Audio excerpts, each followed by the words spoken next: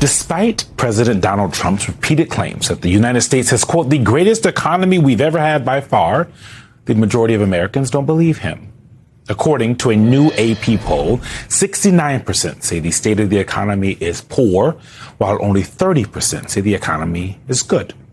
And the concerns about the state of the Trump economy are motivating voters to go to the polls. They want to do something about it, including this Michigan voter who told MS Now's Ali Vitale why he was voting in that state's primary just Tuesday.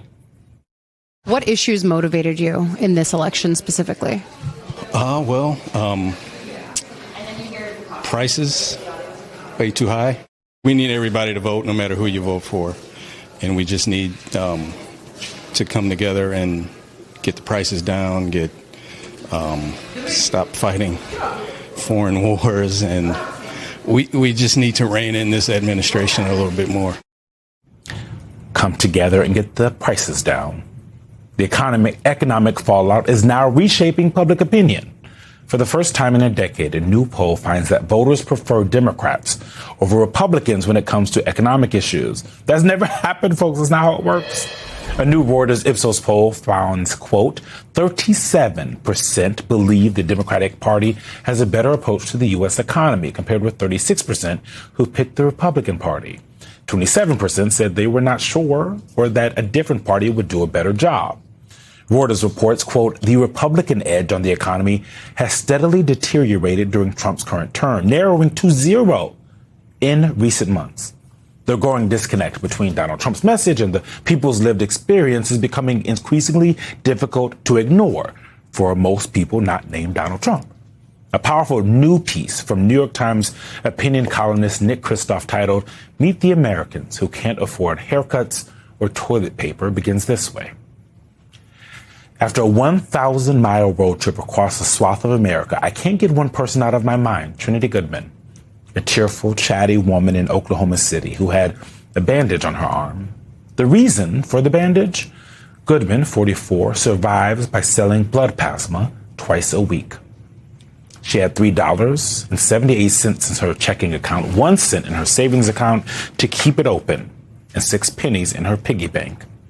That's my full assets, she said, smiling in mockery of her own poverty. Barely making it, she added. It's really hard and it's miserable. This pain across America is now magnified by President Trump's cuts in food stamps, Medicaid, mental health, funding for children, pregnancy prevention initiatives, and other social programs, as well as by rising gas prices and food prices. Republicans are imposing tougher work requirements for benefits. This is reasonable in theory, but in practice, such requirements have proved costly to administer and end up mostly just driving people deeper into poverty. Nick Kristof asked Trinity Goodman what message she has for President Donald Trump. She said, quote, you do not know what you're doing to people who are struggling to live. You got money in the bank. You don't know how it feels to struggle, live in my shoes for one day. You wouldn't be able to handle it.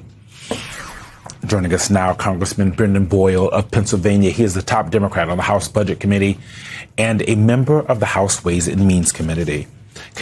Congressman, you heard what I just read.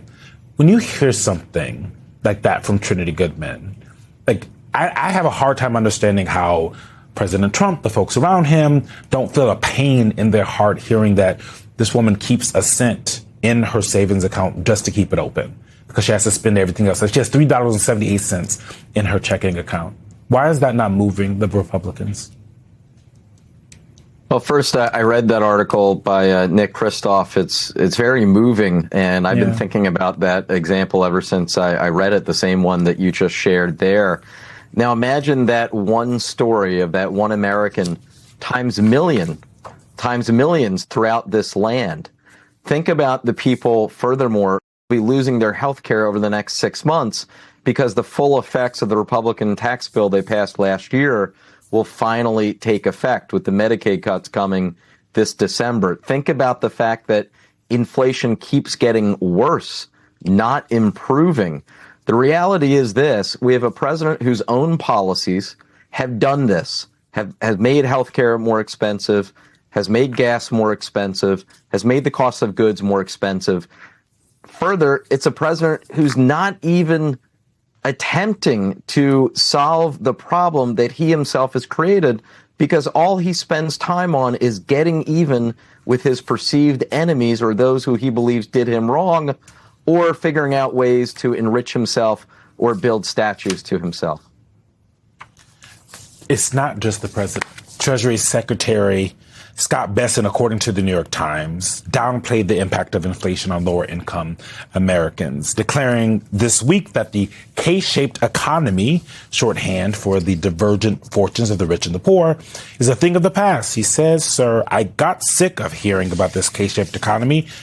I can say here definitively the K-shaped economy is over." The Wall Street Journal reported there are 74,000 households worth $100 million or more. And Scott Bessent is one of them. 74,000 households in a country of 350 million people. What is he talking about? Scott Billionaire, or Freudian slip. Scott Billionaire, Scott Bessent. Very close. I'll stick with him now. Now he has a nickname. But the reality is, whether you call him Bessent or Billionaire, he is like the majority of those who serve in the Trump cabinet, who are so fabulously wealthy. They are literally a cabinet of billionaires. They are completely out of touch, much like the billionaire president. And they don't even pretend to give a damn about the ordinary struggles that most Americans are facing. The reality is, as we know, the 2024 election was ultimately decided on inflation or the affordability issue more than any other. Donald Trump ran around my state, campaigned here more than any other state in the union. He kept saying, "I will lower costs on day one." Those were his exact words. Well, here we are more than 500 days in. Trump hasn't lowered costs. He has only driven them through the roof. Congressman Brendan Boyle with a new nickname for the Treasury Secretary. Thank you for coming to The Last Word. Thank you.